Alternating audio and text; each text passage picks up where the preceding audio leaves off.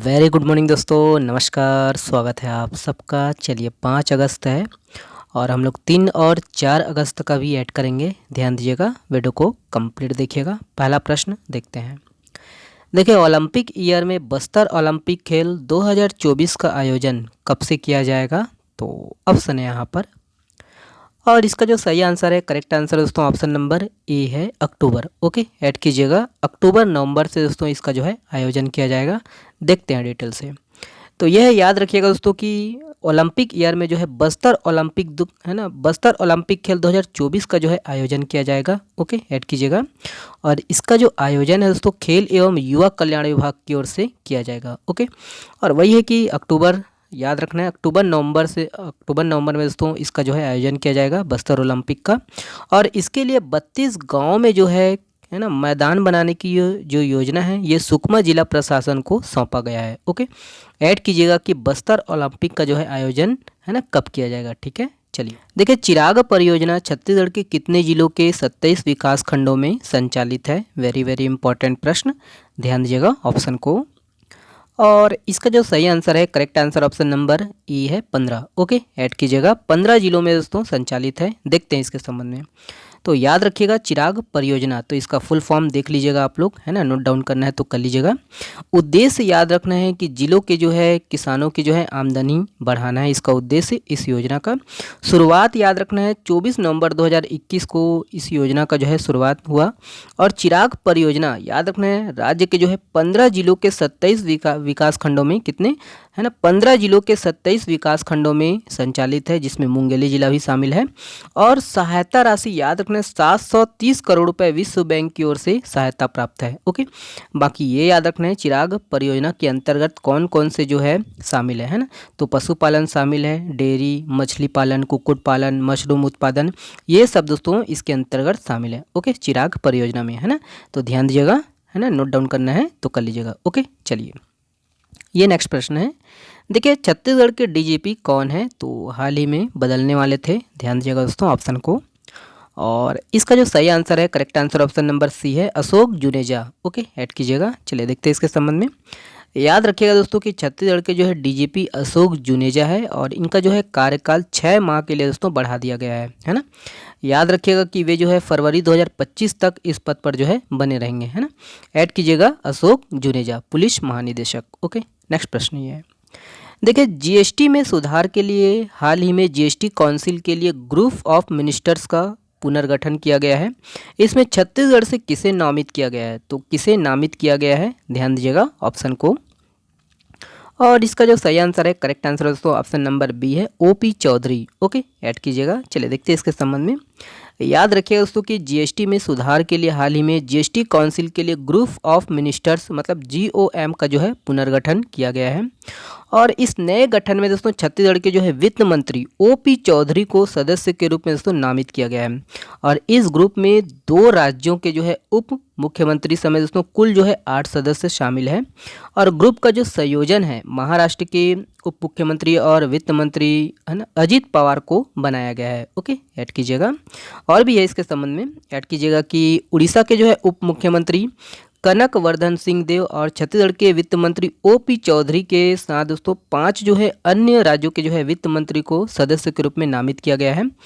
उद्देश्य याद रखिएगा कि इस समिति का जो मुख्य उद्देश्य है दोस्तों जीएसटी कानून और प्रक्रियाओं और आपका जो है नीतियों को जो है प्रभावी बनाने के लिए सिफारिश, है ना, सिफारिश प्रदान करना है। ओके, देखिए, घर घर पुस्तक हर घर लाइब्रेरी योजना किस जिले में संचालित की जा रही है? तो ये भी इम्पोर्टेंट प्रश्न है, ध्यान दीजिएगा, पूछा जा सकता है एग्जाम में। और इसका जो सही आंसर है, correct answer option number B है, बीजापुर। ओके, ऐड कीजिएगा। चलिए देखते हैं इसके संबंध में। ऐड कीजिएगा दोस्तों कि देखिए, घर घर पुस्तक हर घर लाइब्रेरी योजना ये बीजापुर जिले में, है ना, लागू की जा रही है। और योजना के तहत दोस्तों जिले वासियों की जो है उनकी मनपसंद 10 पुस्तकें दी जाएगी। ओके, ऐड कीजिएगा। और इसके तहत दोस्तों देखिए 15% बैटरी बचा है ना, हमारे साथ यही प्रॉब्लम है। ठीक है, तो ऐड कीजिएगा दोस्तों कि इसके तहत 9वीं एवं 12वीं के जो है मेधावी विद्यार्थियों को सहायता भी दिया जाएगा, है ना। देखिए, हाल ही में स्वच्छता दीदियों और स्वच्छता कमांडोज के मानदेय के लिए कितने करोड़ रुपए जारी किए गए हैं? तो ऑप्शन है यहाँ पर, और इसका जो सही आंसर है, correct answer option number A है, 25 करोड़ 86 लाख रुपए जारी किए गए हैं। ओके, ऐड कीजिएगा। चलिए देखते हैं इसके संबंध में। तो वही है, डीपीआरसीजी से है। ऐड कीजिएगा कि राज्य शासन के नगरीय प्रशासन और विकास संचालनालय द्वारा दोस्तों नगरीय निकायों में कार्यरत स्वच्छता दीदियों और स्वच्छता कमांडोज के जो है मानदेय के लिए 25 करोड़ 86 लाख रुपए जारी किया गया है। ओके, देखिए ये इंपॉर्टेंट प्रश्न है।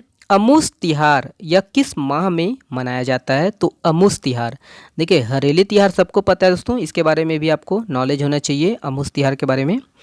और इसका जो सही आंसर है, correct answer option number A है, सावन। ओके, ऐड कीजिएगा। देखते हैं इसके संबंध में। तो ऐड कीजिएगा दोस्तों कि अमूस तिहार जो है ये सावन मास में मनाया जाता है, सावन अमावस्या में मनाया जाता है। याद रखना है दिन क्या, सावन अमावस्या। और ये संपूर्ण बस्तर क्षेत्र में मनाया जाने वाला त्यौहार है। अमूस तिहार याद रखना है, हरियाली है ना, अमावस्या के साथ ये शुरू होता है। और ये जो है भद्रा और हल्बा जनजातियों के द्वारा मनाया जाने वाला त्यौहार है। ऐड कीजिएगा तो कि अमूस तिहार में दोस्तों किसान जो है सुबह सुबह पहले गायों को है ना, देखिए रसना जड़ी खिलाते हैं। और इसके बाद दोस्तों खेत पहुंचकर जो है फसल की पूजा अर्चना कर फसल की जो है अच्छी फसल के लिए दोस्तों कामना करते हैं। ओके, ऐड कीजिएगा, है ना। तो ये न्यूज़पेपर के आधार पर है ये सब जानकारी, है ना, ऐड कीजिएगा। चलिए देखिए, प्रदेश में कितने स्थानों पर नए औद्योगिक क्षेत्र बनाए जाएंगे? तो ऑप्शन है यहाँ पर। और इसका जो सही आंसर है दोस्तों, correct answer option number A है, 3। ओके, ऐड कीजिएगा। देखते हैं इसके संबंध में। याद रखिएगा दोस्तों कि प्रदेश में जो है 3 स्थानों पर 3 जो है नए औद्योगिक क्षेत्र बनाए जाएंगे। कितने? 3। और प्रदेश में 3 स्थानों पर जो है नए औद्योगिक क्षेत्र व 2 स्थानों पर, याद रखना 3 जो है स्थानों पर नए औद्योगिक क्षेत्र और 2 स्थानों पर दोस्तों औद्योगिक पार्क जो है स्थापित किए जाएंगे। और इसमें रायपुर में दोस्तों फार्मास्यूटिकल पार्क और आपका जांजगीर चांपा में दोस्तों टेक्सटाइल पार्क जो है बनाए जाएंगे। याद रखिएगा, जांजगीर चांपा में टेक्सटाइल पार्क। और वहीं दोस्तों याद रखने 3 में से जो है 2 स्थानों पर, है ना, 2 जो है नए औद्योगिक क्षेत्र जांजगीर चांपा में, 2 स्थानों पर जो है ना, जिसमें से जांजगीर चांपा में 2 जो है नए औद्योगिक क्षेत्र और राजनांदगांव में दोस्तों याद रखना है 1 जो है औद्योगिक क्षेत्र तैयार किया जाएगा। और राज्य शासन ने दोस्तों इसकी जो है मंजूरी दे दी है। ओके, देखिए भारत के पहले अंडरग्राउंड म्यूजियम का उद्घाटन कहाँ किया गया है? तो ऑप्शन है यहाँ पर नेशनल का है। और इसका जो सही आंसर है, correct answer option number A है, नई दिल्ली। ओके, ऐड कीजिएगा। चलिए तो वही है, ऐड कीजिएगा दोस्तों कि भारत के जो पहले अंडरग्राउंड म्यूजियम का जो उद्घाटन है नई दिल्ली के हुमायूं मकबरे परिसर में किया गया है ना, हुमायूं के मकबरे इस ये परिसर में किया गया है। और इस म्यूजियम का जो उद्घाटन है केंद्रीय सांस्कृतिक मंत्रालय के जो है मंत्री गजेंद्र सिंह शेखावत ने किया है। ओके, देखिए भारतीय वायुसेना ने अगस्त 2024 में अपना पहला बहुराष्ट्रीय हवाई अभ्यास शुरू किया है। इसका नाम क्या रखा गया है? तो इसका नाम क्या है, देख लेते हैं ऑप्शन को। और इसका जो सही आंसर है, correct answer option number B है, तरंग शक्ति 2024। ओके, चलिए इसके संबंध में देखते हैं। याद रखिएगा दोस्तों कि भारतीय वायुसेना ने अगस्त 2024 में दोस्तों अपना जो है पहला बहुराष्ट्रीय हवाई अभ्यास, जिसका नाम क्या है, तरंग शक्ति 2024, इसका जो है आयोजन किया गया है। याद रखना है तरंग शक्ति 2024। और ये अभ्यास 2 चरणों में हुआ। पहला चरण याद रखना है तमिलनाडु के जो है सुलार में और दूसरा चरण जो है राजस्थान के जोधपुर में हुआ। और इस अभ्यास का जो उद्देश्य है अंतर्राष्ट्रीय सहयोग और विभिन्न देशों की जो है वायु सेनाओं के बीच सहयोग बढ़ाना है। ओके, तो याद रखना है तरंग शक्ति 2024। ओके, और बाकी ये वाला प्रश्न आप लोगों के लिए है, पेरिस ओलंपिक 2024 में स्वप्निल कुसाले ने कौन सा पदक जीता है? इसका जवाब दोस्तों आप लोग को देना है कमेंट्स बॉक्स में। चलिए बहुत बहुत धन्यवाद, शुक्रिया, स्वस्थ रहिए, मस्त रहिए और हाँ पढ़ते रहिए। इसका PDF डाउनलोड कर सकते हो आप हमारे टेलीग्राम चैनल से। वीडियो को देखने के लिए बहुत बहुत धन्यवाद, शुक्रिया। वीडियो पसंद आता है तो शेयर कर दीजिएगा और लाइक सब्सक्राइब जरूर कर दीजिएगा। स्वस्थ रहिए, मस्त रहिए दोस्तों, शुक्रिया।